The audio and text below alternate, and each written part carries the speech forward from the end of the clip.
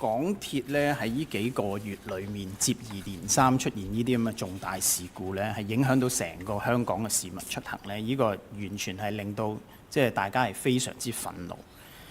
剛才聽完港鐵嘅解釋咧，我就有8個字送翻俾佢，就係推卸責任、巧言令色。點解我咁講呢？你明明做錯嘢就要罰錢啦，亦都要補償翻俾市民免費搭車啊！你做咩叫感謝日啊？補償日啊，唔該。咩感謝日啊？市民係咪仲要多謝你啊？而家你做錯嘢，所以你要有一日補償翻俾香港市民。唔該，你改翻個名，係補償日，唔係感謝日。我想講翻呢，東鐵線嗰兩架工程車嘅事故呢，我就好認真睇文件。文件嘅第2頁第4段呢，佢就話東鐵線2月5日嘅事故呢，工程團隊就冇搞掂嗰件事呢，就係因為製造商個操作指引就冇針對呢啲極端情況。剛才港鐵公司嘅代表又話呢，佢哋自己嘅工作指引裏面呢，亦都冇相關嘅針對程序，供應商又冇，自己工作程序又冇。前線人員當然唔識整啦，我哋唔係怪前線人員喎，而係個問題喺管理層嗰度。點解管理層你唔知道原來供應商個程序係冇針對極端情況呢？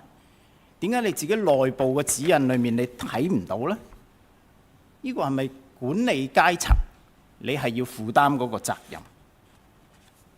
你仲話你自己4點鐘去到嗰度，你乜嘢程序都冇嘅，你去到嗰度做咩啊？睇下手指指㗎嘛，即係其實係令人非常之失望嘅管理層喺呢件事上面。當然前2日嗰單將軍澳事件呢，就更加係令到成個港島東都擠塞，就係因為你哋嘅事故。其實呢啲事故呢，我睇翻資料呢，都唔係上個禮拜出現嘅喎。原來喺12月嘅時候，將軍澳線都出現咗一次類似嘅情況，又係有火花，又係分黑咗。點解冇吸收到相關嘅經驗呢？錯完又錯，壞完又壞。主席，你記得我哋嗰個港鐵公司啊，舊年賺咗幾多錢？157億啊！作為一個影響700萬市民出行嘅一個企業，佢哋嘅代表、佢哋嘅主席喺股東會裏面講乜嘢啊？講咗一句：我哋一路有做維修㗎，你唔使擔心啊！講完第2日就出現將軍澳嗰件事啦。呢個係咪大巴刮落去港鐵嘅管理層面上面啊？我而家就有一個好簡單嘅問題，我想問下港鐵啫，你會唔會收翻你哋主席講嘅一路有維修，叫市民唔使擔心嗰句説話？呢個係第一個問題。第二個問題，我知道政府你哋係有一個機電處有個助理處長專門去睇住港鐵嗰個服務嘅。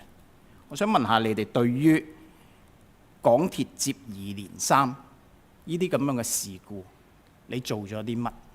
你除咗叫佢交報告，佢交完報告之後有啲咩跟進，有啲咩改善咗？你有咩機制去睇住佢？你有冇主動去睇下佢嗰啲操作程序？